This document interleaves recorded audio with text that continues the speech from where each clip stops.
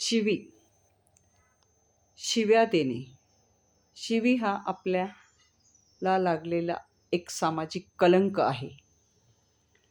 आणि त्या शिव्या आपण कशा देतो तर त्या आई बहिणीवरून देतो, स्त्रियांवरून शिव्या दिल्या जातात.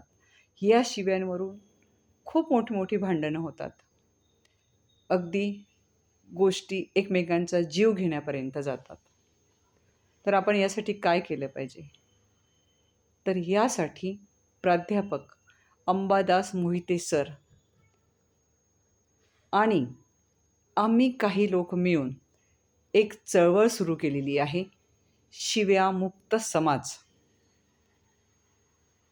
यासाठी आम्हाला सगळ्यात मोठी मदत लागणार आहे ती समाजाची. जेव्हा एखादा पुरुष एखाद्या स्त्रीला किंवा एका दुसऱ्या पुरुषाला आईवरून शिवी देतो, बहिणीवरून शिवी देतो, तेव्हा ते इतकं वाईट असते की जो समोरचा शिवी ऐकत नसतो किंवा त्याला देण्याची सवय नसते, ऐकण्याची सवय नसते, अशांचं मन खूप दुखावलं जातं आणि मग ती भांडणं टोकाची होतात.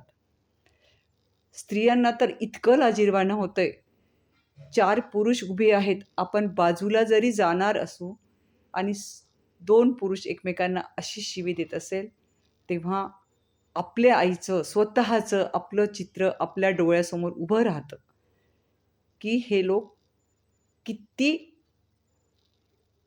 वाईट तऱ्हेनं स्त्रियांबद्दल बोलतायत. खरं म्हणजे हा स्त्रीचा प्रचंड अनादर आहे. आपल्याकडे नवरात्र आलं की काय बघावं लागते. खूप पुरुष मंडळी उपवास करतात, स्त्रियाही करतात, पूजा करतात. देवीला आपण आई मानतो, शक्तीची देवता मानतो, ती आपल्याला शक्ती देते. मग ही जी आपल्याला शक्ती देणारी स्त्री आहे, तिलाच आपण इतकी घाण शिवी कशी देऊ शकतो? हा एक मोठा प्रश्न आहे. त्यामुळं आपल्याला एक करायचं आहे की तुम्ही स्त्रीला तिची पूजा करू नका. तिचं देवी स्वरूप जेव्हा मदर्स डे येतो तेव्हा अगदी खूप उदो उदो उदो उदो होतो आईचा.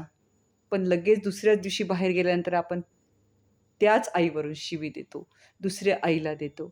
पुरुषसुद्धा एकमेकांमध्ये पुरुषांवरून फार घाण शिव्या देतात. आपल्याला त्या पण नको आहेत. कुणीही कुणाच्या स्त्रीत्वावरून, पुरुषत्वावरून शिवी देऊ नये. आणि एक पिढ्या अशा गेल्या की ज्या शिव्या देत गेल्या. पण आपल्याला आत्ता जी आपली नवीन पिढी आहे, आपल्या घरातली मुलं आहेत, छोटी नातवंड आहेत, त्यांना यापासून लांब ठेवायचं आहे. म्हणून आपल्याला शिवीमुक्त समाज हा निर्माण करायचा आहे. ती सुरुवात आपण स्वतःपासून करायची आहे. नुसतं पुरुषच नाही तर महिला पण खूप शिव्या देतात. आपण त्यांना पण थांबवायचं आहे. तर तेव्हा आपला एक सभ्य समाज आपल्याला निर्माण करायचा आहे आणि येणारी जी पिढी आहे तिच्यासाठी हे करायचं आपल्याला आहे.